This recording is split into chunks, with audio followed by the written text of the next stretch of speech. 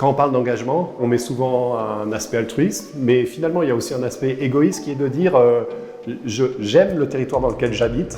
La commune de Mijoux, c'est une petite commune rurale, on est à 900 mètres d'altitude. L'activité touriste de ski de fond et même ski de piste à un horizon de quelques décennies est voué à disparaître. Il y a une nécessité pour ces territoires de se réinventer. Et le patrimoine, en fait, est justement là-dedans un levier. L'objet de la restauration, c'est de redonner le cachet initial art déco à ce bâtiment des bains-douches. Au sol, on a les traces de ce que c'était avant, c'est-à-dire différentes cabines de douche et ici un espace où c'était une cabine baignoire où les gens pouvaient justement prendre un bain. Et donc du coup, l'idée, c'est de redonner toute sa dimension à la pièce initiale.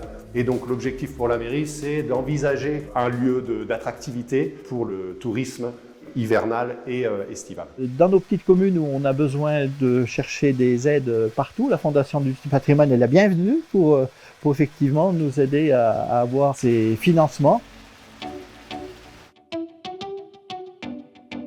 Je suis délégué territorial donc, sur une communauté d'agglomération qui compte 27 communes.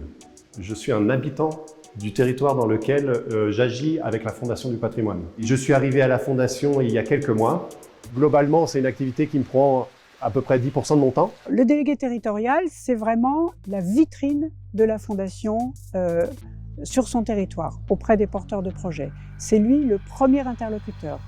C'est lui qui représente la Fondation et c'est à lui que le porteur de projet aura affaire la plupart du temps. Notre engagement dans le bénévolat, il est un peu différent de ce que l'on voit dans les autres causes caritatives. Nous, notre engagement est beaucoup plus au fil de l'eau et nécessite une implantation réelle dans le territoire. Ça, c'est quelque chose qui est très important. Beaucoup de profils peuvent être intéressants.